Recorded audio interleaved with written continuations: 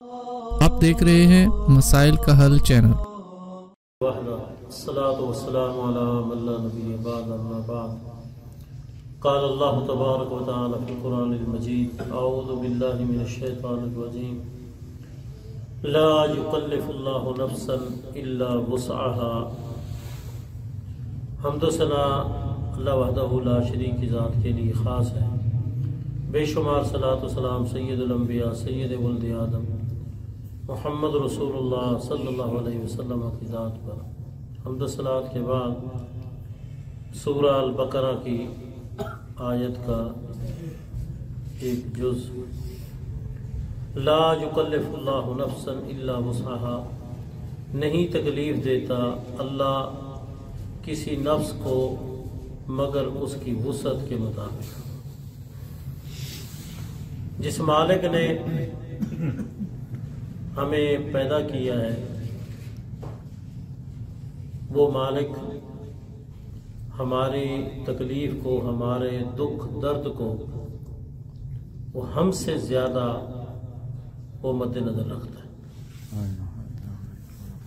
जितना हमें अपनी तकलीफ का एहसास है अल्लाह ताला उस तकलीफ को ज़्यादा देखता है हमसे भी। अल्लाह पाक ने जो दीन इस्लाम दिया है, जो एक मुकम्मल ज़ाब्ता हयात है पैदाइश से लेकर वफ़ात तक, उसमें इंसान की कमज़ोरी को, इंसान के दुख दर्द को, इंसान की हर किस्म की तकलीफ को अल्लाह ने मद्देनज़र रखा है। इस्लाम के अंदर एक अमल ऐसा नहीं जो इंसान की वुसअत से बालातर। आप देख लें कि एक आदमी गूंगा है, अब अल्लाह पाक ने उसको उतना ही मुकल्लफ किया है जितना उसकी वुसअत है, ताकत है। अब वो नमाज पढ़ता है लेकिन वो अपनी जुबान से इजहार नहीं कर सकता।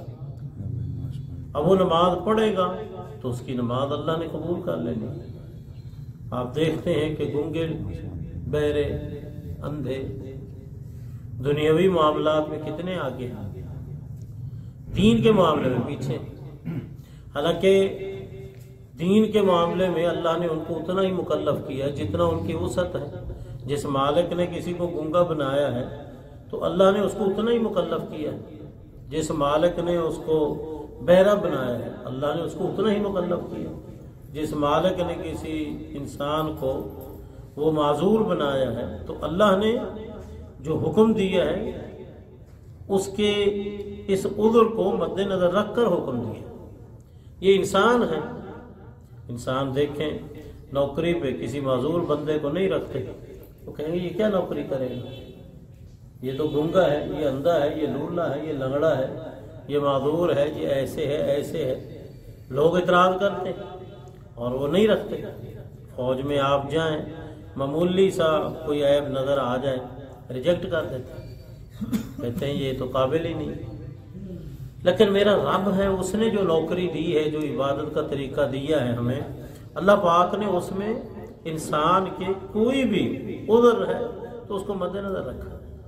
अल्लाह किसी नफ्स को उसकी वुसअत से ज़्यादा तकलीफ नहीं देती। एक स्कूल में एक साथी पढ़ाने के लिए गया, मुझे भी नौकरी दे दो। उन्होंने कहा जी वो एक टांग से माजूर था, कहने लगा नौकरी तो मिल जाएगी लेकिन हमारा उसूल ये है कि टीचर जो है वो खड़े होकर पढ़ाता है। अगर आप खड़े होकर पढ़ा सकते हैं तो ठीक, अगर खड़े होकर नहीं पढ़ा सकते तो फिर आपको नौकरी नहीं मिल सकती। वो बेचारा जब तक पढ़ाता रहा वो खड़े होके चेयर का सहारा लेके एक टांग पे खड़े होके वो पढ़ाता रहा।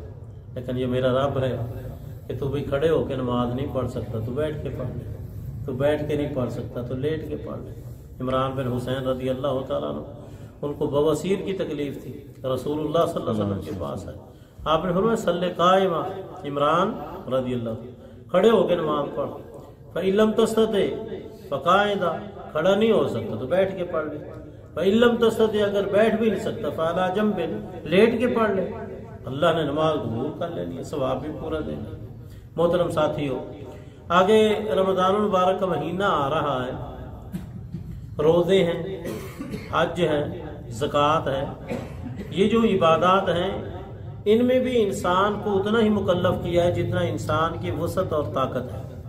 مثلا حج ہے، وسعت ہے تو حج فرض ہے، وسعت نہیں ہے تو حج فرض نہیں۔